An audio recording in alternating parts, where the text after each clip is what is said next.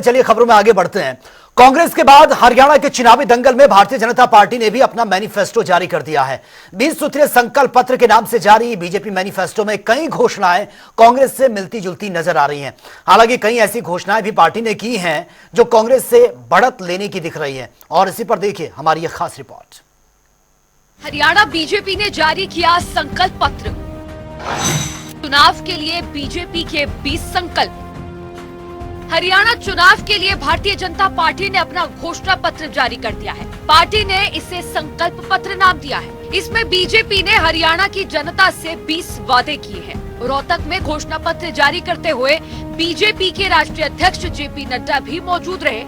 इस दौरान सूबे के सीएम नायब सिंह सैनी ने कहा कि ये घोषणा पत्र चुनावी नहीं है। सबसे पहले जानिए चुनाव के लिए बीजेपी के 20 संकल्प। सभी महिलाओं को लाडो लक्ष्मी योजना के तहत प्रतिमाह 2100 रुपए। आईएमटी खरखौदा की तर्ज पर 10 औद्योगिक शहरों का निर्माण। प्रति शहर 50,000 स्थानीय युवाओं को नौकरी देने के लिए उद्यमियों को विशेष प्रोत्साहन। चिरायु आयुष्मान योजना के तहत प्रत्येक परिवार को 10 लाख तक का मुफ्त इलाज और परिवार के 70 वर्ष से अधिक प्रत्येक बुजुर्ग को अलग से 25 लाख तक के मुफ्त इलाज की सुविधा। 24 फसलों को घोषित एमएसपी पर खरीद। 2 लाख युवाओं को बिना पर्ची बिना खर्ची पक्की सरकारी नौकरी। 5 लाख युवाओं के लिए अन्य रोजगार के अवसर और नेशनल अप्रेंटिसशिप प्रमोशन योजना से मासिक स्टाइपेंड। शहरी और ग्रामीण क्षेत्रों में 5 लाख आवास। सरकारी अस्पतालों में डायलिसिस और सभी अस्पतालों में डायग्नोसिस मुफ्त। हर जिले में ओलंपिक खेलों की नर्सरी। हर घर गृहिणी योजना तहत 500 रुपए में गैस सिलेंडर। अव्वल बालिका योजना के तहत ग्रामीण क्षेत्र में कॉलेज जाने वाली प्रत्येक छात्रा को स्कूटर। हर हरियाणवी अग्निवीर को सरकारी नौकरी की गारंटी। भारतीय सरकार के सहयोग से केएमपी के ऑर्बिटल रेल कॉरिडोर का निर्माण और नई वंदे भारत ट्रेनों की शुरुआत। भारत सरकार के सहयोग से कई रैपिड रेल सेवाओं एवं फरीदाबाद से गुरुग्राम के बीच इंटरसिटी एक्सप्रेस मेट्रो सेवा की शुरुआत। छोटी पिछड़े समाज की जातियों के लिए पर्याप्त बजट के साथ अलग अलग कल्याण बोर्ड।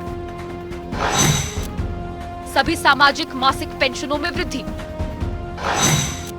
भारत के किसी भी सरकारी कॉलेज से मेडिकल और इंजीनियरिंग पढ़ने वाले ओबीसी और एससी जातियों के हरियाणा के विद्यार्थियों को पूर्ण छात्रवृत्ति। सभी ओबीसी वर्ग के उद्यमियों की मुद्रा योजना के अतिरिक्त 25 लाख रुपए तक के ऋण की गारंटी हरियाणा राज्य सरकार उठाएगी। हरियाणा को वैश्विक शिक्षा का केंद्र बनाकर आधुनिक स्किल का प्रशिक्षण प्रदान करेंगे।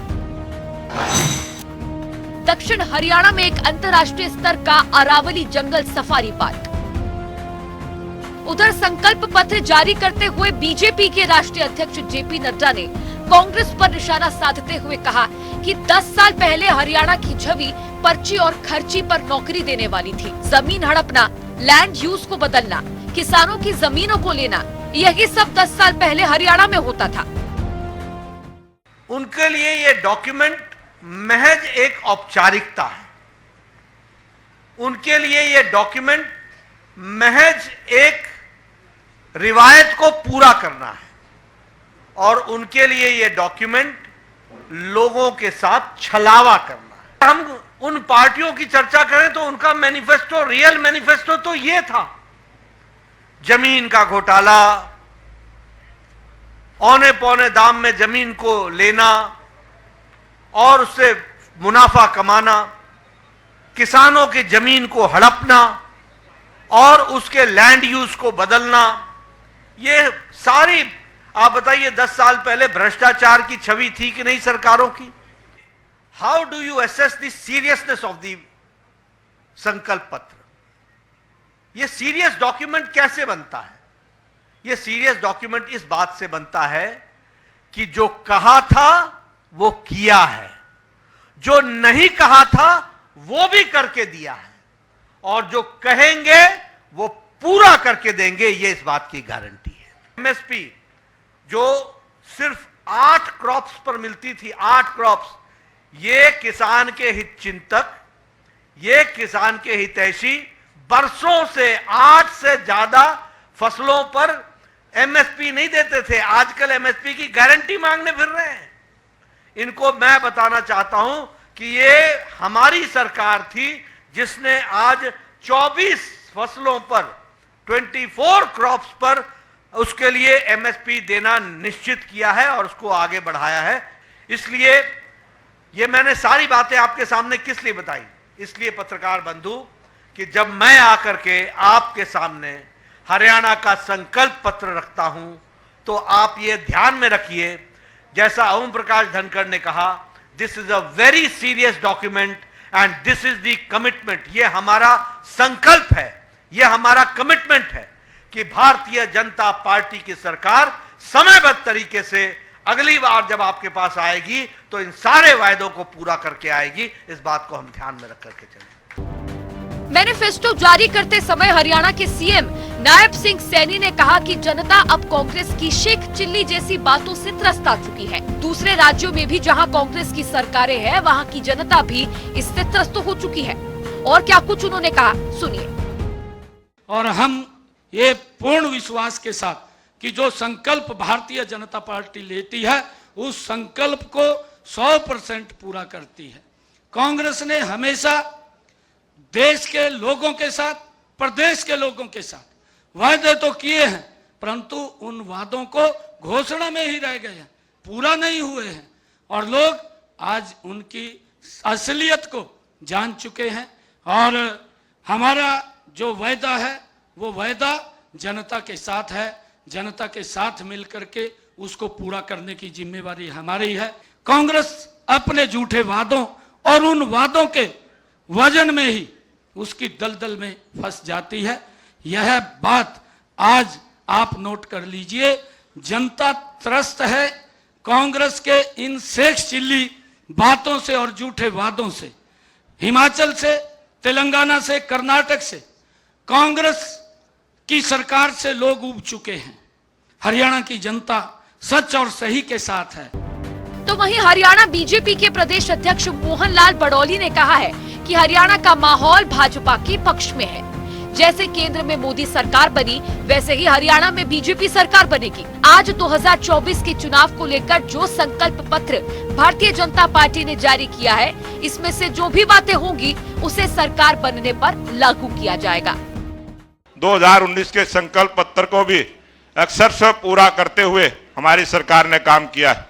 लगातार 10 वर्षों से जो भारतीय जनता पार्टी की एक मजबूत सरकार हरियाणा प्रदेश में रही है, ये अगले 5 वर्ष का जो संकल्प पत्र आज हम जारी करेंगे, और मुझे पूरा विश्वास है हरियाणा प्रदेश में जिस प्रकार का वातावरण बना है, आने वाले इस चुनाव में भारतीय जनता पार्टी की स्पष्ट बहुमत की सरकार हमारे लोकप्रिय मुख्यमंत्री नायब सिंह सैनी जी के नेतृत्व में, जब 2024 के चुनाव के बाद जो सरकार बनेगी, हमारे लोकप्रिय मुख्यमंत्री नायब सिंह सैनी मुख्यमंत्री की शपथ लेंगे।